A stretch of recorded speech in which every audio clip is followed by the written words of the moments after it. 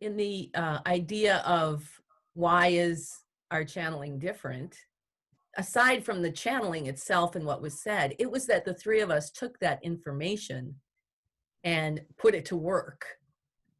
Doing that back in 1993 and 1994, you could only see this much of what was going on. And now in 2020, it is just, it's mind-blowing. As we were working this information and we would, hear other channels or whatever, people would come out with a new book, it struck us that it's like their information was great, but it, as Lily would always say, it doesn't tell you what to do when you can't stop screaming at your kids at the grocery store. It's like it stopped shy of giving you the direction of how to implement it into your life and make it work for you. Like, it's great, beautiful information, but it's just a whole big concept with nothing about what do I do with this? But I wouldn't want to sound disparaging of any spiritual work anybody's done, because it's all good. But that really stood out to us early on. Because so many of those other channels, I mean, the way I used to describe it, like what Teresa said, is it's like they took you out there into the ethers, but they never brought you back into your human body and said, now you have to take all that amazing information and be a human with it. And to me, that misses the whole point. We are right here, right now, human beings in a body. And so to know how to float around in the ethers is real cool, but it doesn't, like Teresa said, doesn't help me know how to quit screaming at my kids.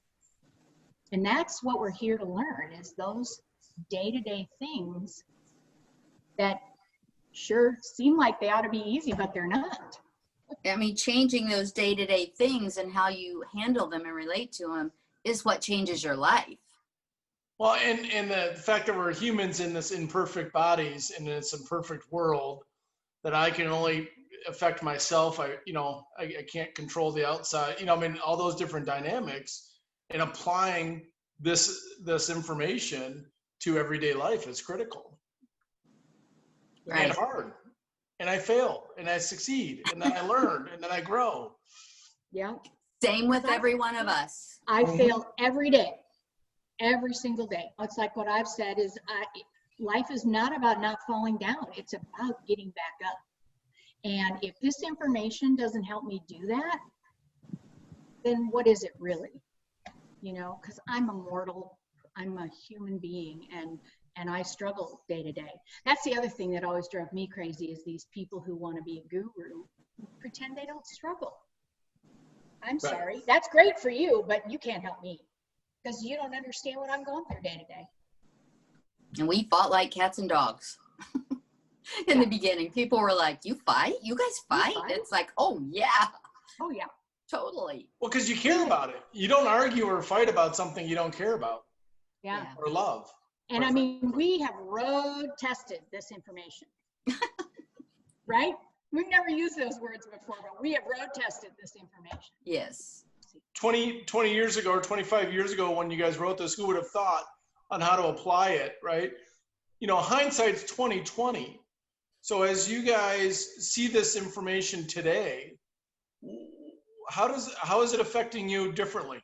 I mean, because now you look back and go, oh wow, they were real. They had good info. Before you might have kind of believed it, kind of not, or challenged it or whatever. But now you saw it play out. In looking back on 1993 and 1994 and how we were responding to this information, and then jumping ahead to 2020 and looking back on that, it's the reaction for me is complete humility and awe. First of all, that the information that we got was of such brilliant and compassionate character, but that then the three of us figured out how to take it and use it in a fight, an actual fight. And this is something that I have never seen in any other medium of channeling or that kind of information, where the people actually demonstrate, and this is what the book is about. It's our diaries of those first steps and our first fight. And so to look back now, when we're here today on September 19th, that something big is about to happen, is happening, is the journey that we have been through in 27 years of fighting. And we have not talked to each other for a long period of time. We've had words, we've gotten back together, and always coming back together, always continuing to work it, until we've come to this place where Teresa, I'll say what she said was, there's just nothing left to fight about. It just really isn't anything left for us to fight about. Now, it doesn't mean we don't have triggers, but we have taught ourselves how to deal with them on such a different level than we did back then. And the last thing I just want to add about that is that the fighting that we did, except in a few situations where in all those years where we were both maybe so emotionally triggered that we said some things that we would regret. A lot of our fighting in the beginning was about concept, not each other. We loved each other, but we were so like, what is this that we're doing together, and who are you? And so we were fighting about ideas, and how come you can't see my idea? And so that made a bit of difference in the beginning, rather than fighting because we thought each other were bad people or what have you. Absolutely. Fighting for almost language, if you will, right? I mean, to get clarity on what it all means and how to say it and describe it. That's an interesting way to say it, because what I think now when he said that and I look back is we were creating our language. Mm. We were creating and we didn't know that, but we were creating the language that we all now use as a default. We don't even have to think about it anymore. It just is what is.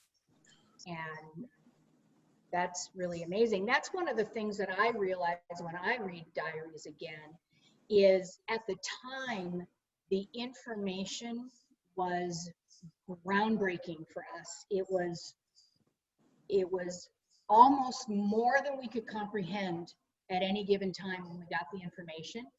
When I look back at it now, I can see that really what it is, they created a framework for us, and then they said, okay, we just took that framework and we fleshed it out.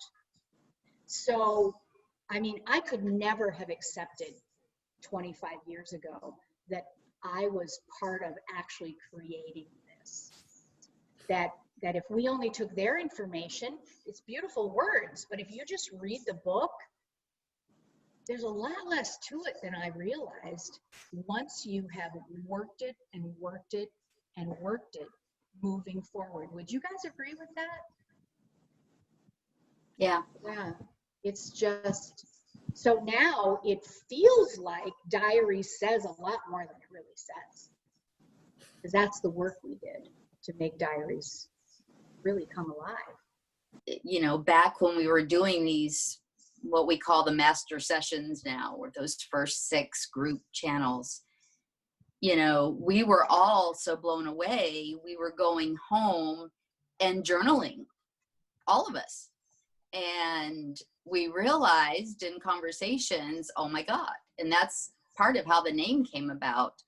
And it's this amazing spiritual information, and then the simplicity of our personal stories, literally from our journals, of how we plugged it into our life and what we experienced because of it. Lily, what you said about we created our own language, that choked me up when you said that. And I thought, oh God, don't let me cry. Don't let me cry on here today. It's like, there it is though, but yeah, I mean, I think that's the power of the book is, Barb's a great writer, I think, and Lily's a great writer, and, You know, me not so much, but I can certainly tell my story, right? But I think that's the power of the book, is the human, simplistic, slogging through the, you know, the mud, and then applying this information and watching it transform our lives. And it, you know, most days it's knee jerk, but not every day. I just had an experience a couple of days ago where I was mad at my daughter. I wasn't mad, but I was aggravated, and because she was going to take my grandson to her friend's house, and her friend is not, I like her fine, but I worry that their boundaries have had them out and about in the world too much. And my daughter's pregnant, and she was going to take the baby over there. And I was like, you know, and we had some words about it. Just, it was text and it was brief, but the bottom line was, after we finished our little back and forth, I was sitting here and I realized that why that scares me so much is it's the shame I feel for all the years of smoking that is like that I've tried to quit, and I worry how that might make me more susceptible to getting really sick if I caught the virus, right? So that was the bottom line that I came to, and I'm just like, I got to own that. I never could have done that years ago. I would have been pointing fingers at her and at her friends and how, you know, they're not being careful enough and you shouldn't be around them. But the bottom line is my fear was coming from that within myself and that shame. So just a perfect example of, while most of this is knee jerk, some days it takes a minute to work it around. You know, I got it. I got to it. My guess is you got to it a lot faster today than 20 years ago, let alone 25 years ago. Yeah. Or 50 years ago, right? I mean, that's the beauty of this.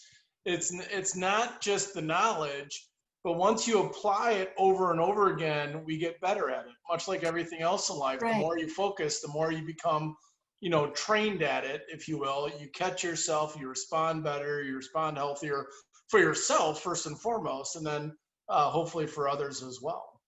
Right. Because like in that instance, it's not like after we finished texting, I went, okay, now, what is this about me? Like we used to have to consciously take ourselves there.